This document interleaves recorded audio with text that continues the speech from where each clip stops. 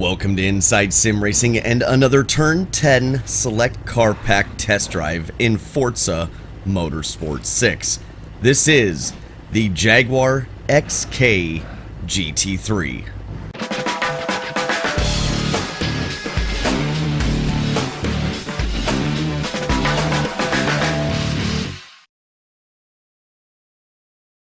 Alright, here we go. 10 laps around Lime Rock, the unneutered version, which I greatly enjoy. Full field of GT3 cars. I'm gonna drive it in, see if we can keep these guys from getting around us. There's a guy on the inside, I can feel it. BMW. Stay there. See if we can push him out. No, you don't. These guys are especially fast when my tires are cold this first part of the race.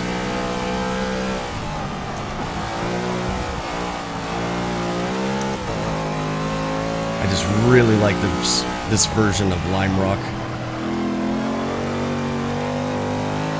We've got to definitely push to get the most out of the car because it tracks fast with some technical sections and not a lot of room for error.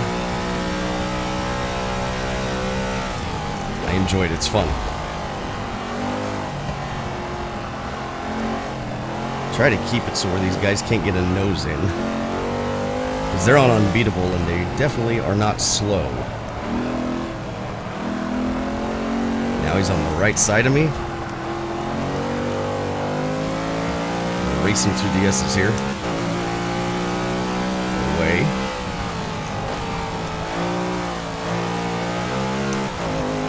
You see the cones on the outside and the inside of the track. Not those right there, but those two, this one on the outside, those are apexing cones. They're not brake markers. I encountered this the first time when I started road racing. I went to Thunder Hill, and there's all these cones around the track, and first I couldn't figure out what the hell the cones were for. And then I realized, after running half a dozen laps, that they're apexing cones. So if you ever see cones like this, whether it's in sim racing or if you go to a track in real life, that's what they're doing. They're showing you the apexing points on the track, and if you pay attention to those and, within reason, try to aim for them, your learning curve of the track will just accelerate more than usual, I guess. You'll definitely pick it up quicker. Just makes learning a track easier. In fact, it would be kind of a good tool to implement. Crap, missed the turn. In other sims, they did this just because the real track, apparently, when they went there, had the apexing cones, which again is not a bad idea.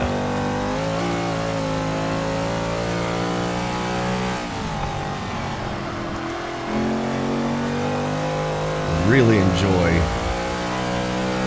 trying to find the limit on Lime Rock.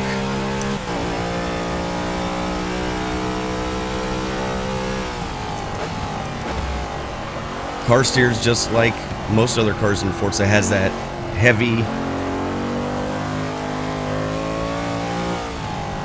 steering, gets heavy and then gets light and pushes. And in the last video, somebody was they were being very nice, but they said, I was being too nice about the handling model that Forza 6 has implemented. And I guess all I was trying to get across was I thought I understood why they were doing what they had done with it. And by that I mean, no, you stay there.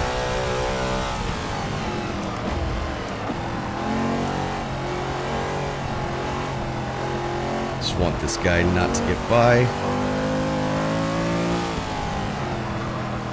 So anyway, the handling model, or the decision that they've done whenever, it's like a tell. It's saying you are getting ready to exceed the front grip of the tires. You have entered the turn too fast. And then once you break free and the car ends up pushing and you get that light feeling, it's because you've exceeded the grip. And I almost feel like maybe they, you know, obviously I don't know because I never talked to them about it, but maybe they designed it that way for people that are not used to driving with the wheel, since at one point wheels were not so prevalent on a console. I think they're more prevalent now. I think you have more experienced drivers now that don't need that kind of an aid. It's just it's an odd thing to do. And see, then it does that where then it does a snap push. it goes push and then loose and does all kinds of weird stuff. It's very unnatural. Let me again state that I do not like it. I don't think it's a good idea. I think there's much better ways to teach somebody about exceeding the grip level. It just makes it feel very unnatural. But if you want to play Forza Motorsport 6 with a wheel, you have to change your brain. You have to understand that this is a tell. This is what it's telling me is going on with the car.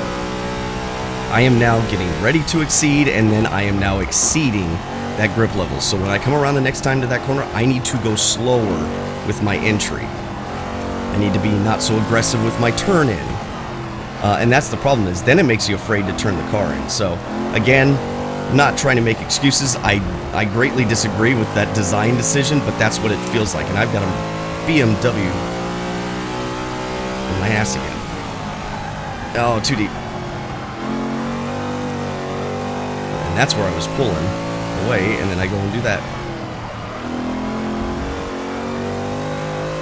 There. Definitely giving me a run for my money.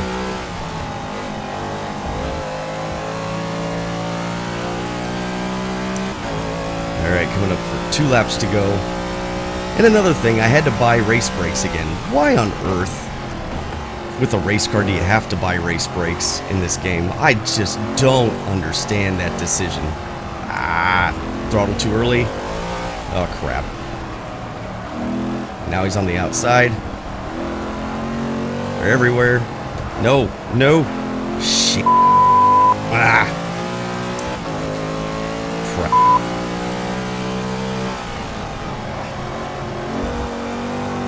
Come on. Brake check me, thanks. Not gonna make it there. I should not have tried that.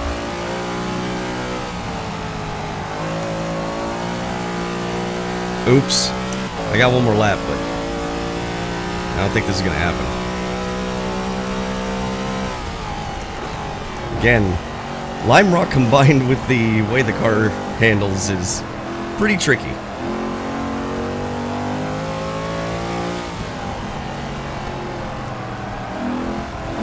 Oh, come on, turn. Oh, well. Well, that sucks.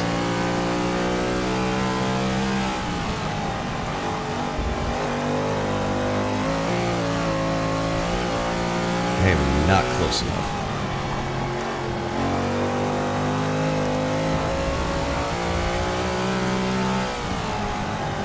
Oh well, we're gonna get a second. I pitched the car in that time. Whoops. Second place it is. Oh god, you lead the whole race and then you screw up like that. But that is my fastest time with a 50.8. So that's the fastest I've ever gone with this car so far. Thanks so much for watching. Hopefully it was enjoyable for you. If it was, please click that like button. Also, if you're new here and you haven't subscribed to Inside Sim Racing, please do so for more Forza Motorsport 6 coverage. If you feel like following me on Twitter, you can at Strange_Billy. If you want to friend me on Xbox Live, you can do that as well. That's under Red Cypher, REDSYPHER. And I will talk to you all in the next video. Take care.